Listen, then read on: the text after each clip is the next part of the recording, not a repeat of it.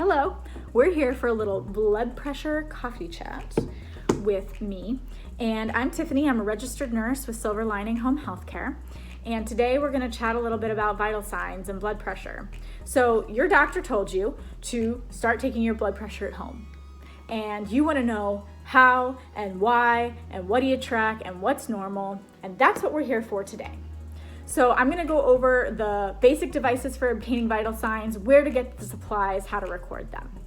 The core vital signs are typically considered your blood pressure, your heart rate, your respiration rate, your pulse oximetry level, and your temperature. So this video is specifically about blood pressure, but in case someone's saying vital signs and you don't know what that means, those are the 5 things it typically includes. I'm gonna take one more sip of my coffee. And then I am gonna get started. So, blood pressure is monitored by a sphygmometer. Try saying that 30 times fast, or 2. And these can be either manual or electronic. It can be obtained at a pharmacy or a big box store or online. You can just search blood pressure cuff. If you live by yourself, the best way to take your blood pressure is gonna be with an electronic or digital blood pressure cuff. And if you are a nurse and you really want to learn how, or you really want to learn how to take your own manual blood pressure, you can always get the manual cuff. They do have both the arm and the wrist versions in the digital, so there are a lot of different ways to take blood pressure these days.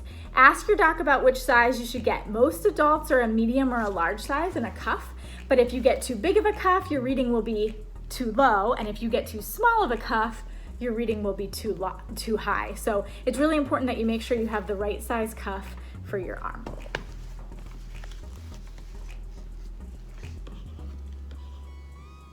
All right, so you put your blood pressure cuff on. The other nice thing about a lot of these arm cuffs is they have a little bit more structure, so it's easier to put on. So you put your cuff on. You follow the instructions on where it lines up to. You make sure you don't have anything bulky on. This is a very thin shirt, so you can put it right over top, but you never want to have a sweater on or anything like that. Put it on your upper arm, follow the instructions. So you put the blood pressure cuff on and you get a reading. Now what? I would suggest you have a journal to log it in. So I have a little notebook right here that I'm gonna put mine in. And you're gonna want different columns. You're gonna want day, time, which arm you took it on, and what the actual reading was. So then you can take this journal with you to your primary care appointments, your specialist appointments, just so that you have it all down. They can review the data. You don't have to try and remember anything. I don't know about you, but trying to ask me numbers for 3 weeks ago, not gonna happen. So the top number on the actual reading is gonna be called your systolic blood pressure. The bottom number is called your diastolic blood pressure. So what is normal? According to the American Heart Association, at the time that this was recorded, normal is 120/80 or lower. So elevated is gonna be 129/80. Hypertension stage 1, so high blood pressure, that's hypertension, is 130 to 139/80 to 89. And then hypertension, which is high blood pressure, is stage 2, is 140/90 or higher. A hypertensive crisis is higher than 180 on the top or 120 on the bottom. We also can't have a conversation around checking your blood pressure if we don't talk about what's too low.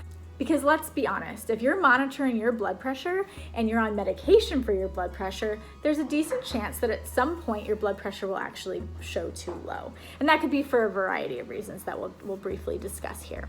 So if that top number goes below 90, that is a reason to consult your doctor. Your medication dosage may be too high, or you may be dehydrated. If you're not exhibiting any symptoms, so you take your blood pressure, you're feeling great, your blood pressure is 89/52, what you're gonna wanna do is drink your fluids, recheck your blood pressure after a period of time, say 15 to 30 minutes, and then if it still isn't going up, then maybe give your doctor a call. So if you are totally asymptomatic and you just checked your blood pressure and you feel great, again, rehydrate, retake your blood pressure, and then contact your physician. Anything under 80 over 60 should immediately be called into your doctor because it's just getting too low. So symptoms that exist if your blood pressure is too low, which is called hypotension, dizziness, fainting, blurred or fading vision, nausea, fatigue, lack of concentration. And symptoms that may exist if your blood pressure is too high, which is hypertension, severe headache, fatigue, confusion, vision problems, chest pain, difficulty breathing, irregular heartbeat, pounding in your chest, neck, or ears. So those are just some things to keep a lookout for. Sometimes people have very, very high blood pressure or very, very low blood pressure and no symptoms at all. A big reason for that is if your body's gotten used to it. If you historically have had extremely high blood pressure and now you're starting to manage it with a variety of different regimens, let's say you're eating differently, your doctor's helping you with a little bit of medication, there's a variety of reasons, and it's starting to come back down, and then it spikes and you have no idea. You just check your blood pressure and you're like, oh my goodness, it's so high. It's probably because your body got really used to it.